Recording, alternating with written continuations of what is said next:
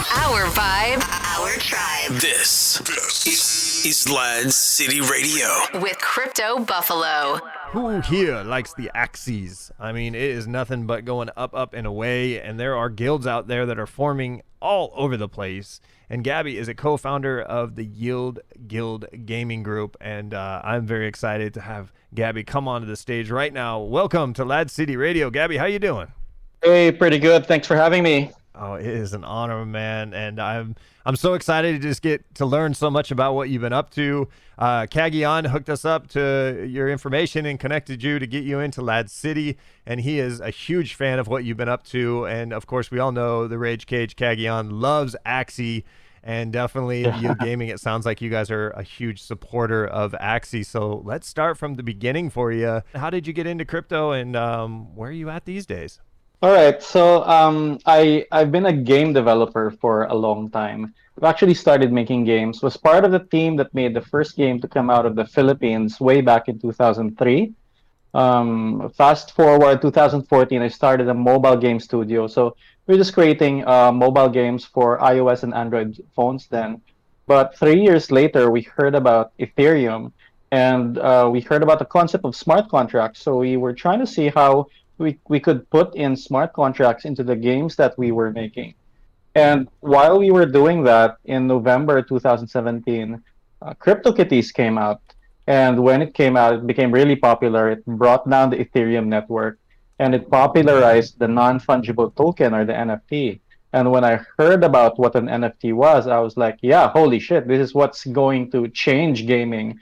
So I really, really got into NFTs then. So been experimenting with like different kinds of NFTs, and starting like early 2018, we made our own little game called Battle Racers, which is like mix and match arcade type racing game that also uses NFTs. And I joined the Axie Infinity community, and I think it was like November of 2018. I had invited one of the founders, Jiho, over to Manila to give a talk about blockchain games. And then he gave me 3 Axies, and like that was the start of it. Like, been playing Axie since then. Really in love with the community. Met Kagi there, and yeah, it's been quite a wild ride since. It really has been a crazy ride. I'll be honest with you. I'm blown away with Axie, and it just keeps getting bigger and bigger. Like, you cannot doubt this project, and the community is just so big now, and it's just growing. Yeah. I love how Axie supports everybody who promotes Axie in such a beautiful way that you don't see in a lot of projects, which is weird. You'd think it would be natural, where if you're tweeting about the project, that project would tweet back, right? And I think that's what's great with Jiho. For sure. They do that really well. Now let's talk about YGG. What is YGG for anybody out there that does not know about YGG? Sure. So YGG, or Yield Guild Games. So we are a play-to-earn gaming guild. So if any of you played basically World of Warcraft or RuneScape, there's a lot of guilds there, right? So we are kind of like an NFT-based gaming guild. So we're a guild of people who come together. The big difference is that we actually raised a bunch of money from investors so that we can invest in NFTs in different games, and then lend them out to our players so that they can start playing these games without having to buy any of these NFTs. So of course, we first started buying NFTs in Axie Infinity. So we started buying Axies to breed. And the thing with Axie, they created the play-to-earn movement last year when they introduced what is called SLP, or the Smooth Love Potion Token. So how it works is that SLP is a game resource that you win whenever you win a game in the multiplayer arena. And then you have to burn it as a cost when you have to breed 2 Axies to create a new one. So they originally created this so that there wouldn't be an overpopulation of people breeding too many Axies to try and sell them. You had to have the SLP token, which means you had to win games in order to have the right to breed. But the key innovation they made was that you could sync the SLP token to your wallet, so you can put it on the blockchain as an ERC20 token. And from there, you can now put it on Uniswap, sell it, and convert it to Ether, and eventually to fiat, which means that you can now trade your time and effort playing the game into money, because there were breeders who wanted to breed new Axies to sell to incoming players, and you needed lots of SLP to do that. So the breeders would then buy the SLP for breeding. So now it created this dynamic economy where people were playing the game, getting a lot of SLP and selling them, and then people were buying SLP because they were breeding Axies and selling them to new players who were coming in. And this kind of created the loop that we now call play to earn, which has driven the incredible growth of Axie. Yeah, it's definitely been a loop that's really powerful, and I see a lot of people embracing it and working really hard around the clock. Some people don't even sleep. They're just in the Axie world nonstop. A lot of people are talking about scholarships. Can you break that down for anybody in the audience who doesn't know what a scholarship is for Axie? Sure. So a scholarship is basically a lending program. The scholars are the players who want to play Axie but can't afford to buy a team. And a team is now getting expensive. It's maybe like $800 to $1,000 for a decent team. Um, and it's expensive because you can earn money with it. You can earn SLP with it, which you can cash out for money. And to solve this problem, people in the community started lending out their excess Axies to people who wanted to play but didn't have the money. Because some of the old timers like me, we were breeding a lot before SLP was introduced, and people realized that you could lend out Axies trustlessly. I mean, meaning that like you could give someone your username, a password login. They could play the game, but they couldn't run away your Axies because they didn't have access to your wallet. And that's what enabled the scholarship program. So now it's basically what is kind of driving all of Axies growth. Guilds such as ours, YGG, we provide a scholarship program, and we're serving now like over 3,000 scholars around the world: Philippines, Indonesia, India, Venezuela, Peru, Brazil. We have scholars from around the world who are earning multiples of minimum wage in these countries just by playing Axie Infinity. That's amazing. Now, is there a set like rate for each scholarship? Is it up to the individual who owns the assets to decide the percentages, or how does that work? So the percentage may vary a bit, but here's what we do. The scholar receives 70% of the SLP that they grind for.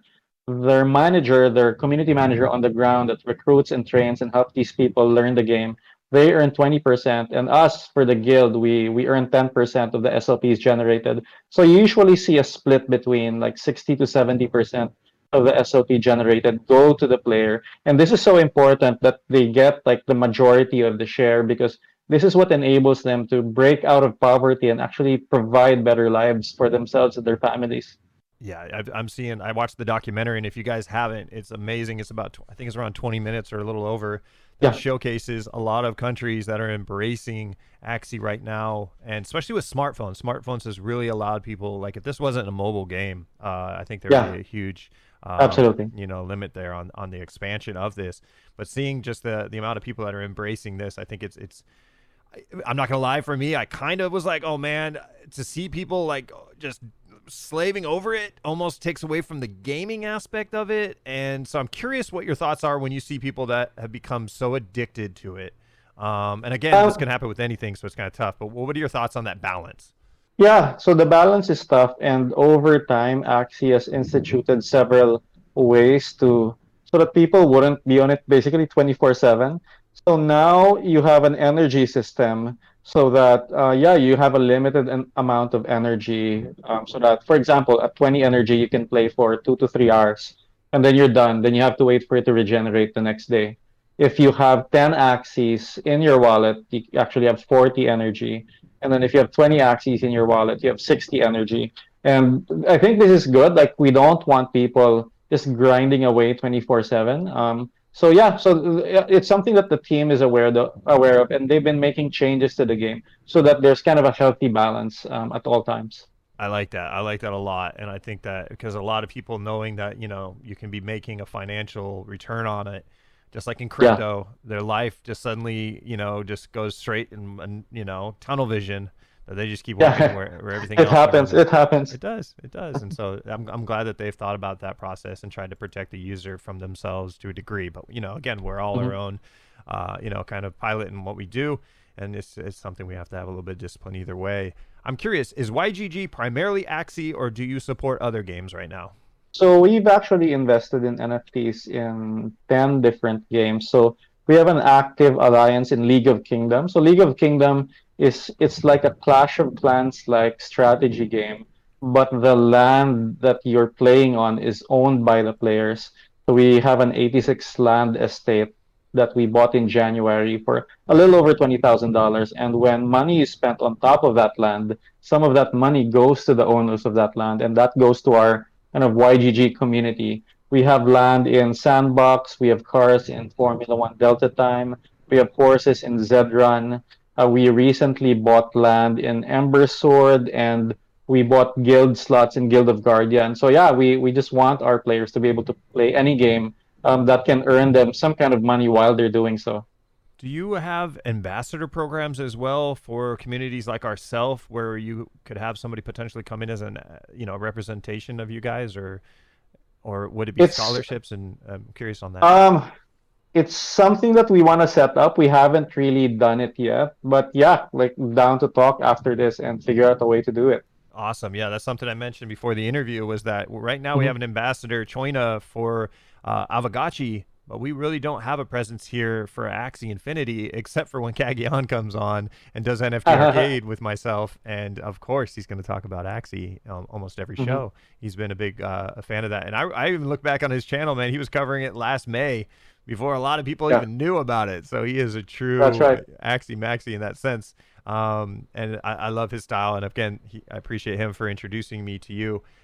So one thing that I would love for you to help us, because we are about to launch the DAO for LADZ City, and it's very exciting. And huge step. Right? It is. And I'm be honest, sometimes the conversations get over my head, and I'm 6'8", so it's really up there. And a huge shout out to Carrots and Nifty Q, the godfather of LADZ. They have some amazing conversations that go for hours about the potential of DAOs. I would love to know if you could break it down for the listeners here, what YGG's DAO and sub DAO, kind of breakdown is. How does that work? How are you guys utilizing the DAO? So the key concept of we call it the DAO of DAO system, is that like you don't want to be in a guild with like 30,000 other people. Like you want to be in a guild with maybe 20 people that you really like playing with. So so YGG itself is not just like one huge DAO. It's actually dozens of smaller communities inside. So one of the communities are the scholarship programs. So there are 19 community managers that all manage their own communities. So we have, I think, 5 in the Philippines, for example. We have 3 community managers in Indonesia. We have 1 in Brazil. We have a couple in Venezuela. And they're the ones that are taking care of people on the ground. So recruitment, training. They have their own little Discord server just for their subgroup. And it feels like a much smaller environment when you're doing that. And then we also do this for the different games. So for example, we have a sub DAO for League of Kingdoms for the alliance that we have there. What we did was that we actually put the NFTs of the land in League of Kingdoms into its own separate wallet. We minted a token against that called the YGG LOK token, and we had our active players in the game buy in to the token instead of buying the land, but at the same cost. So instead of them buying a land, the land is in a shared wallet, and it's like they're buying a fraction of the estate instead. And then we put up a snapshot page for governance for that sub DAO, and now people are voting on how to make the large decisions with the assets in the game. And there have been 2 proposals passed so far regarding like how the yield the game produces is treated, and it's great because the players feel like they're in control, and they can make the decisions for it. And us as the guild, we only execute basically what the players decide. So we only have 1 sub DAO so far, but it's something that we want to spin up across our other games like Zedrun. And that's something that we'll be progressively doing over time, so that like for each game that we have, it's actually the players who are playing that particular game who are the ones that are in charge. I love that. And that definitely, the way you break it down, man, I appreciate that so much, because like I said, the DAO is something that it's so new, but it's so powerful. And the conversations we've had, we definitely want to start out on the right foot and not go too fast. Do you have any tips and recommendations on how we should start the DAO here in LADZ City? Right. So I actually recommend taking it slow. You don't have to start like full decentralization because the DAO usually starts with a common idea, common vision, and that vision usually starts with the founder. Then there's core supporters. Then there's the more casual people who are coming in, and that core vision for why the DAO came together is extremely important, and that usually rests on the founder. But at the same time, you want the community to be empowered to make decisions without everything going to the founder. So, like the way we see it, the founder is there to really stamp the vision for what they think the DAO should be about. And then the people opt in. I join the DAO, but progressively over time, you kind of give up the responsibility and decision making to the people that really care about the vision and the ideals for the group. So, it's tricky. Like if you go fully decentralized from day one, there's a huge chance that like you might not be seeing eye to eye and things might break down with, kind of analysis, paralysis, indecision. So yeah, so I think, and it's a lot of communication, right? Like what do we stand for? What are we about? And this is why I'm actually talking about Yield Guild a lot, going on shows here, going on podcasts. We're looking to attract like-minded people that believe in our vision because Yield Guild it stands for something. I mean, we are a guild. There's hundreds of other guilds out there, but we specifically want to be able to invest in the best yield-bearing assets in the metaverse and then lend them out to our players so that they can earn money and people have basically economic opportunities around the world, no matter where they live. So this is why we exist. We're not here to maximize the profit. We're all about bringing jobs to everyone in the metaverse.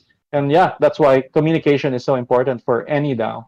Oh, so true. So true. Thank you so much for that advice and breakdown. And as I said, I'm trying to understand it more. And as you talk, the more the more I'm learning, and hopefully a lot of the lads here in the audience are as well. This has been a great interview so far. We've touched on a lot of really exciting things that are happening in this space, along with Axie. Is there any projects that you feel like that are coming out soon, or that have maybe just launched or haven't launched yet, that you would like to talk about that YGG is going to be involved with? Okay, so Sandbox is something I'm particularly excited about. And Sandbox has been selling land for a while. That's what they're best known for so far. But the vision is actually quite grand. It's trying to be something more like a Roblox of the blockchain, right? And what I like particularly about Sandbox is that they want to enable all kinds of people to earn money, not just players themselves. So you can be kind of a game creator. So you create an experience that people can play in. You could be an avatar designer. You may be making like fashion for the avatars inside the game. So there's so many things you can do. So I can't wait for the vision to be really kind of fully built out in the game because like I feel like you don't necessarily have to be a quote unquote player in the sense that you are an Axie to earn money. If I'm creative, I have skills, I can create avatar fashion that people want to wear. I should be able to bring those skills to the metaverse and make money. So yeah, I'm really excited for that.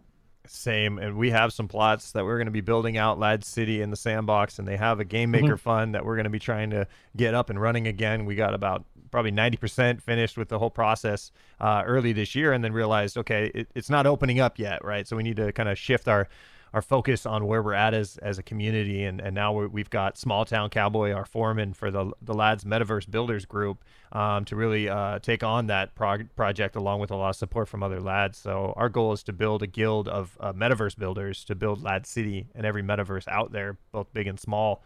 And that's just another part of the process of building out this city, is that you can have people from all around the world working together in structures of guilds and DAOs, and of course the social token supporting everything. So I love bringing a guest on like you who's just really doing that right now. It's so exciting. And you're really allowing a lot of people from around the world who might not have the financial means to participate, and now you're letting them get in on that. And so I'm curious, is there a requirement, like if somebody is flat broke, can they get involved, or is there a certain requirement in order for you guys to rent out assets to people? What's like is it always fluctuate depending on the asset, or how does that kind of work? So right now we have 3,000 Axie scholars, and most of the people who are coming in, they actually have like zero money, and they're able to come in. We do have like an extremely long wait list because of this. And if you look at Twitter, for example, in the Discord, there's just so many people asking for scholarships, and it costs money to breed. It's actually pretty expensive to breed now because the price of AXS and SLP have gone up. But yeah, you don't need to have any money to start. We'd like people to start contributing to the guild first rather than coming in and say, hey, like, can I be a scholar? Like, yeah, if you start contributing to the guild, either helping new people out, telling new people about Axie Infinity or the other games, you're probably going to get noticed first rather than just basically dropping in and asking for a handout. Yeah, and I've seen a lot of that on Twitter sometimes, which is, I get it. A lot of people, they're trying any way they can to get the scholarship, but, definitely, bugging everybody in that sense. It's tough, and just try to get on the list and be patient. But I do like that opportunity to give everybody a chance in that. So I really like your guys' model. Gabby, thank you so much, man. I've learned so much. Hopefully you guys in the audience have as well. Appreciate you coming on LADZ City Radio. Is there anything else you'd like to say before we let you go? It would be great to find a way to collaborate between our communities. Like, I don't know how that would do, but we have a 6x6 plot of land in Sandbox that we're actually looking for some builders to come in and give ideas, and we would probably be able to fund some of that. But yeah, we want a group of builders to come in and build something for the YGG community. So yeah, down to talk about something like that in the future. Love that. I know our foreman, Small Town Cowboy's ears just perked up hearing about that opportunity. And we are definitely in the chat, me, you, and Kaggy, so we will be staying in touch for sure. And I, again, appreciate so much that you came on today for LADZ City Radio. I wish you so much the best for YGG and everything that you're investing in and embracing. And have a great rest of your day. And I appreciate you coming on LADZ City Radio. Thanks for having me. I'll see you in the Metaverse. To hear more about LADZ City Radio and our special guests, just type LADZ.city on your browser. LADZ City Radio. Our vibe, our tribe.